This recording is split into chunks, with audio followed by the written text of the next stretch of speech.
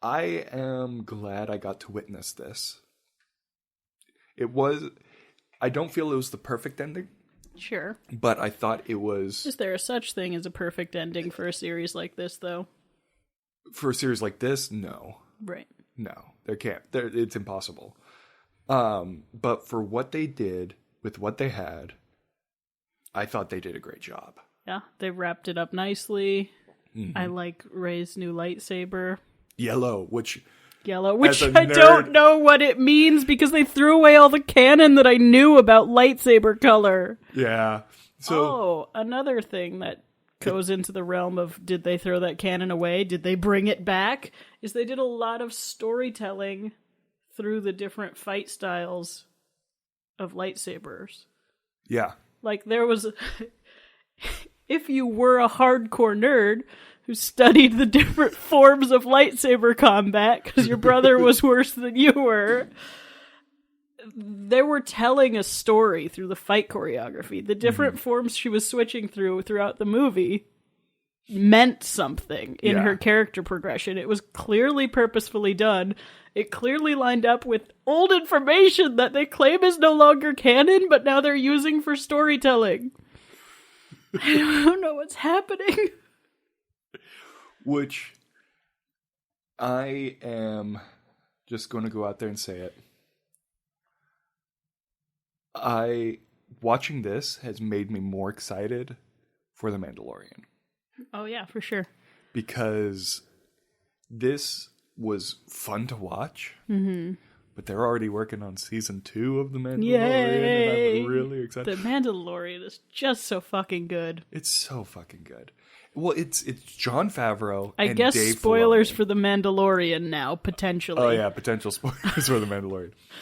But it's Dave Filoni and Jon Favreau. Mm-hmm. And they are Dave Filoni is the heir, essentially, to the Star Wars Bible. He's the Star Wars lore master, essentially.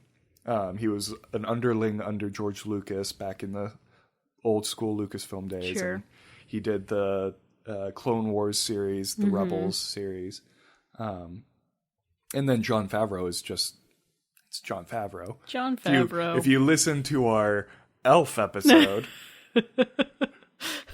that fever dream... Jon Favreau pre-Cats episode. Everything Jon Favreau does, he does with so much love. Yeah. You can just feel his appreciation for the things he's doing in his work. Yeah. And it shows. I saw a cast photo. It was beautiful. It had all the stormtroopers. They had their helmets off. It had, all the characters that are in it. Uh-huh. And then it just had Pedro Pascal didn't take his helmet off. He's just still in his helmet. Good for him.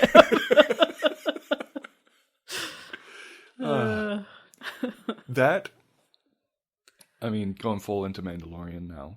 Sure, why not? The ability to have expression, to express so much emotion in a soulless helmet. Mm-hmm.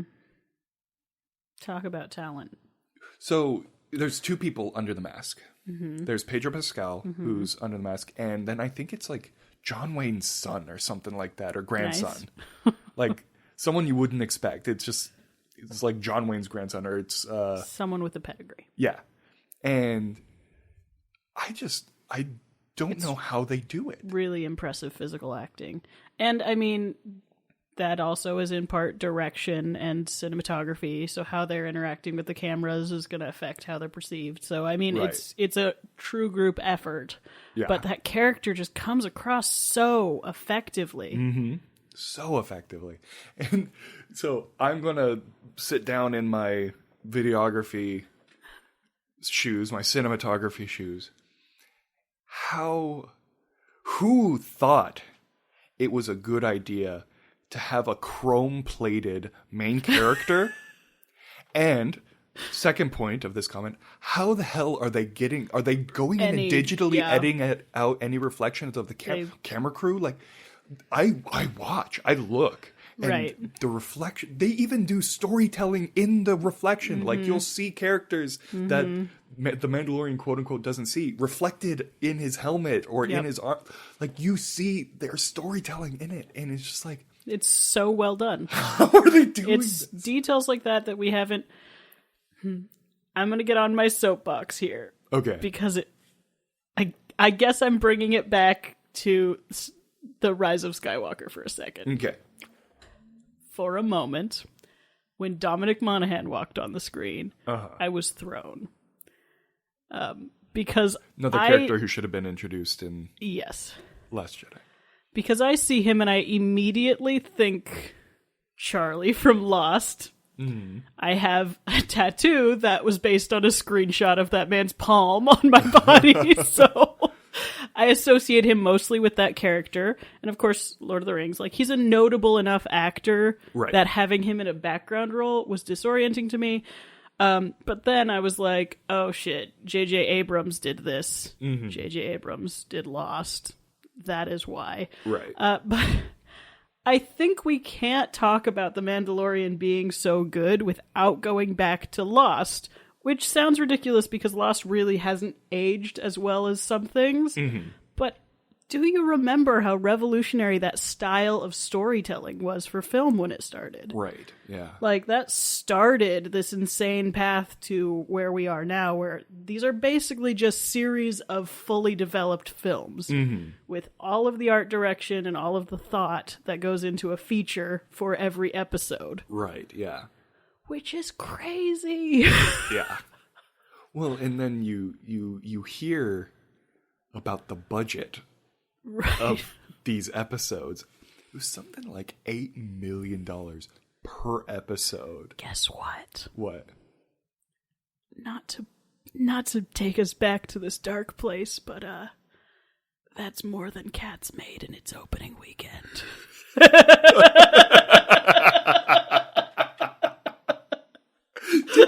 Didn't that movie cost like $130 million? I don't know, but it didn't make very much. It didn't even hit 10 million. Oh. I think it hit like 6.8 or something abysmal like that. Oh, thank God. Okay.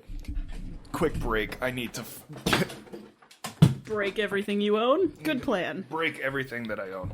I need to see the Cats. It was like the domestic opening weekend that I was looking at. It was hilarious because it was like Star Wars comes in with a slightly disappointing 175 million domestic opening weekend. Cats makes 6.8. It's like the juxtaposition of what is disappointing for one franchise and what is disappointing for another was the funniest thing. Oof. Oh, it's only made 6.5. I was off a few points. Total worldwide is only 10.9. Oh my Boy, God. that stings. Yeah. For them, I think it's appropriate. It might Very. even be high. Where's the box office mojo? There we go. How much did $95 million? Oh my Jesus God. Christ. So they're not even at like 10%. No. Oof. If you've listened to our Cats episode, it hurt us. It hurt us and it deserves its sadness. It deserves its slow, pitiful death. Anyway. So Star Wars is amazing. Star Wars is great. I'm glad they slowed down on the spin-offs. Yes. Though I loved Rogue One. Rogue One is my favorite spin-off so far. And I like Solo. Solo was good. Perfectly. I thought, what was it? What's his name? Who plays Han Solo? I can't think of his name. You have a It crush starts on with him. an Why A. don't you know this? Oh, I know. He's very hot, but I can't remember his name.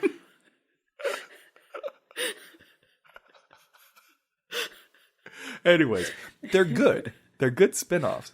I'm glad they slowed down on them. Yeah. It was getting tiresome having 2 in a year. Or 1 every year. Eldon Ehrenreich. There we go. Eldon Ehrenreich. Yeah, there were too many. It was It was definitely oversaturation. Yes. But now that the episodic run is done, every like 2 to 3 years, I wouldn't mind having a new Star Wars story. Fun story. Yeah, just give And me. we're having Mandalorian. We're gonna get the Ewan McGregor Obi-Wan series, which I am so excited for. I love Ewan McGregor. Me too. I'm excited that he came on board for a TV show. They're getting crazy commitment on Disney Plus for television. Yeah. Did you hear though about Oscar Isaac? No. He was being interviewed for Rise of Skywalker, and the interviewer goes, "So, have you considered, coming back to these characters for a Disney Plus episode?" And Oscar Isaac goes, "Hell no!"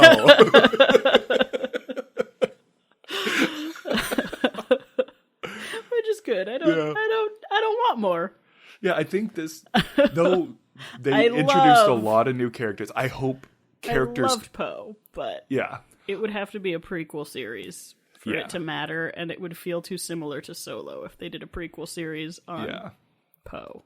Finding out that he was a spice runner was an interesting thing, which would have been a great reveal in episode 8. Yep. Yep. So. Or like introducing his weird little "how do you know how to do that" moments in episode 8, and having like the very beginning of episode 9 reveal that. I did like appropriate. That was probably my favorite line in the movie, though. It's like, you were a spice runner? Yeah, you were a scrapper and you were a stormtrooper. I could do this all day. Oh, were you a stormtrooper? Oh, were you a smuggler? Or whatever. Yeah. I love him as an actor. Oscar Isaac's great. He's great. And, back to full Rise of Skywalker. This, again, just solidifies that I love Adam Driver. Yeah, he's so good. He is so good. So good. He's so good that I wasn't even mad at the kiss. Yeah. I was sitting in the theater, watching the tension build on screen, going, no, no, no, no, no, no! No! Oh, well. Oh, well. And then when he died, I was like, oh, it's fine, I guess. Yeah. Let them have their moment. Everyone cheered in the theater for me. Well, that's nice. Which was nice. But I did appreciate the look he had after the kiss. Like, wasn't expecting that. And then he dies, right? I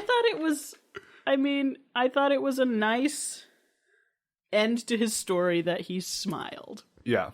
And I really didn't mind if it was an awkward kiss that maybe was not thematically the most appropriate to get that to happen. Well, I think although I do think it makes sense psychologically. Yeah, very heightened relationship with those two. I was much more okay with it because he pretty much had the hots for her from Force Awakens on. And so it was nice for him to get that before he passed. And they didn't do the love triangle. Sure. In Rise of Skywalker. So there was no real flirtation between her and Finn. Like, there wasn't... We never got closure on the Finn wanting to tell Rey something thing. Yeah. Did we? No. But... That's fine. A good thing that could have been in episode 8. Yeah, right. Yeah. I mean, this was episode 8.5 and 9. Right. But I mean, it was a good movie. I enjoyed it from beginning to end. It is a frickin' roller coaster. Yes. But, I mean, I'm going to buy it. I mean, I've got to. Like, I have a nerd obligation to own it. But it's not going to be one of those films where it's like, I need to do my due diligence and watch it. Like, I'll be like, this will be one of those movies where I'm feeling Star Wars. Let's watch Rise of Skywalker. Like... It was great all around. Yeah. There was stuff that could have been trimmed that I'm not mad they kept, like the Knights of Ren stuff. Mm-hmm.